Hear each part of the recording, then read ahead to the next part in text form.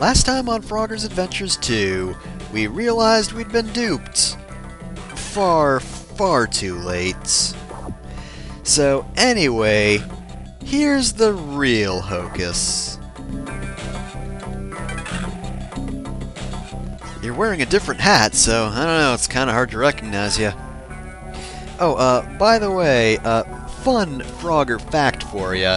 The plot twist is actually spoiled by the game's cartridge. The main difference between Hocus and Pocus is their hats.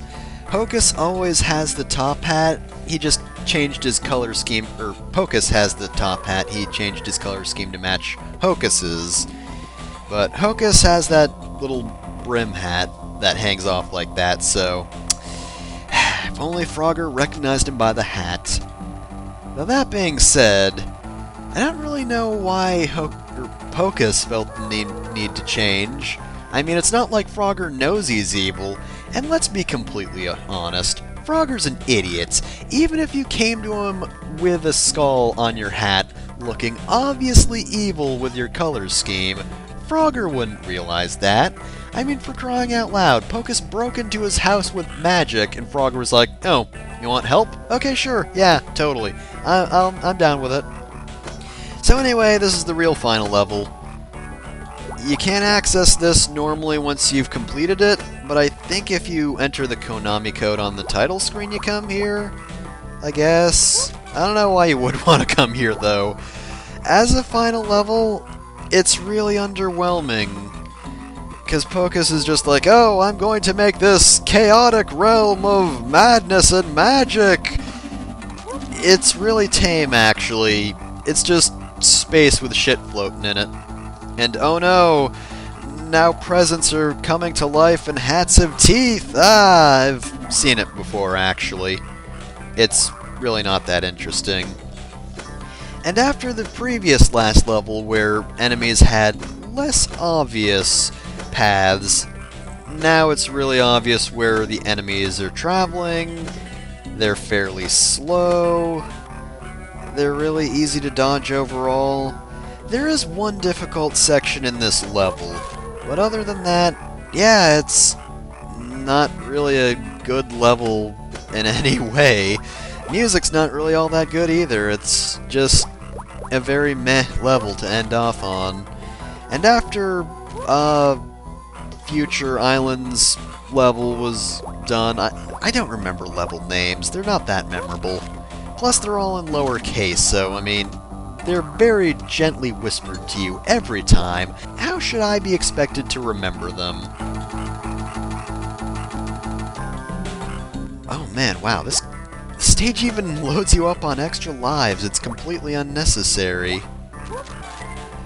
Alright, well, anyway, I believe the difficult section is coming up, right? Oop, almost got eaten by a hat. Wouldn't that have been bad? Ugh, jeez. This place is just getting to me. Anyway, this is the hardest part right there. I would not suggest super jumping right after licking that platform over, because honestly, these platforms disappear very quickly. They're probably the fastest disappearing platforms in the game, although I don't know why I felt the need to jump over them. You can if you want, but they don't disappear that quickly, so as long as you know, move, you should be good. Wow, and you'd have to try to avoid that life. Actually, I'm pretty sure you still collect things you super jump over, right? So, yeah, you can't avoid that life.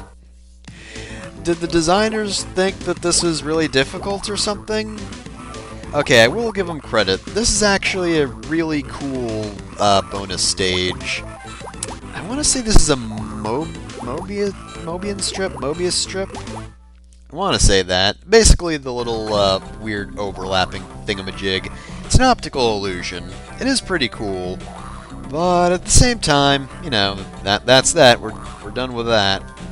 Actually, an entire area based on optical illusions would have been kinda cool. I mean, I don't know how Frogger would have done it.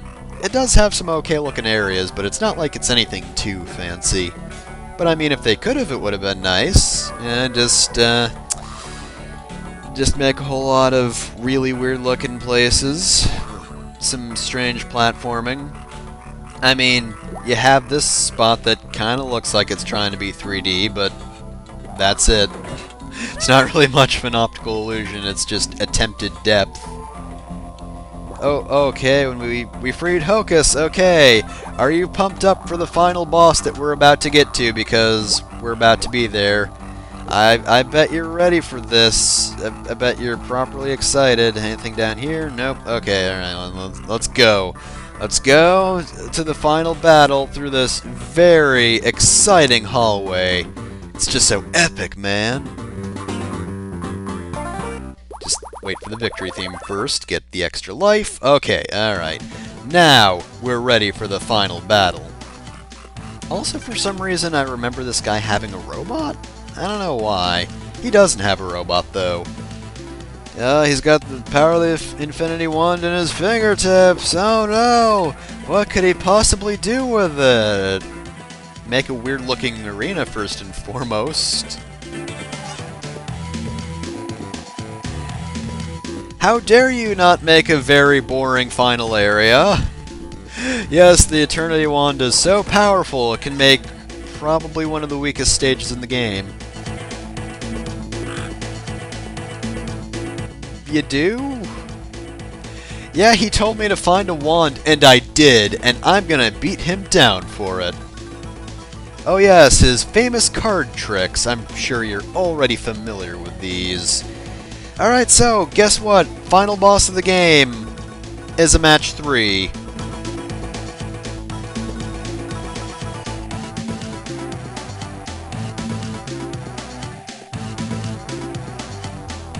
And yeah, if you're reading the description, not even a fun match 3. I mean, first off, you're playing match 3 with Frogger, which, you know, you have to move around like this and then lick everything. So yeah, this is kinda similar to Mr. D in the previous game, in that the last boss is going to utilize all of the elements against you, except this time, yeah, he doesn't actively use them. He only uses them when you trigger them, so yeah. Honestly, this fight's a lot lamer than Mr. D. Basically, if you get the wrong order of cards, then whatever one you last flipped over will attack you. And we got him! Alright, that's hit number 1. Simple as that. He gets hit by lightning, even though that was the plant element. And of course, as the game said, there is a Pocus card. God damn their names. There's a Pocus card around here somewhere, and if you hit that, he'll chase you around and then shuffle the cards. It's very annoying, and of course, it's more likely to happen the further you get through this boss. And of course, I screw up again. Thankfully, as long as you don't back yourself into a corner, this is a really easy attack to avoid. And I feel like it's one that was kind of used in Frogger's Adventures 1. I feel like one of the bosses did that attack. Well, it would be Mr. D if it was anyone. Oh, and we screwed up. Alright, he's gonna chase us for a while. It really doesn't matter. He also had that laser attack, which is similar to Mr. D's fire attack, except this one's a lot lamer, to be honest. And this is just fire dropping from the sky and lingering. But yeah, in the previous game you had the firewall and fire dropping from the sea. Actually, no, it was fireballs. Either way, a lot more interesting than this. And I screwed up again.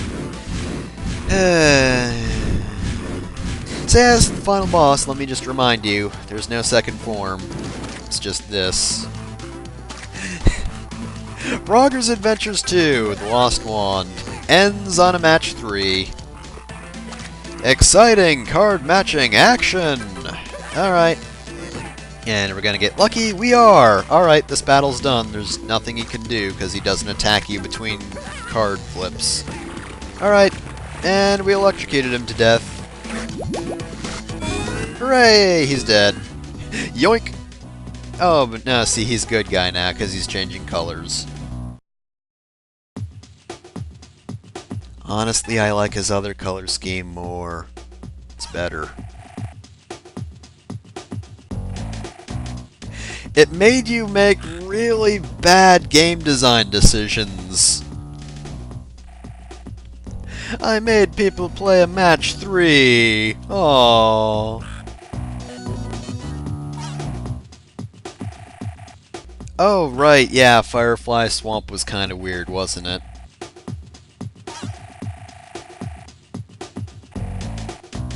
Sweep the floors! Oh, oh, right, that is actually literally it. Okay then, well, you almost destroyed the world. Janitor work. Boom, gotcha.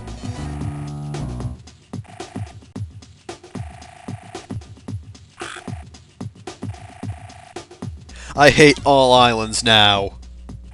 Just the concept of islands alone enrages me. Even though technically speaking, everything's an island if you think about it. Some are just bigger than others, and why are we getting droplets? It's the end of the game! We don't need them.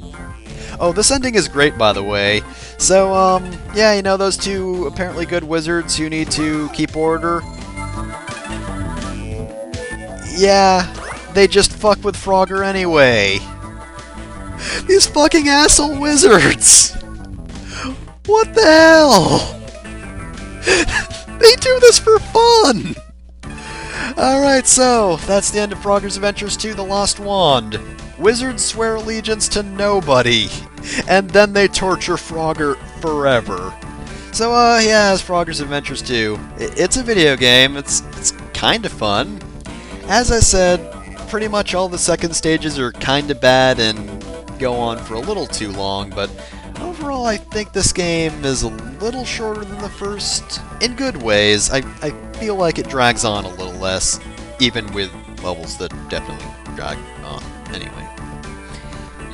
Either way though, it's kind of fun. I like a lot of the aesthetic choices, they're pretty alright.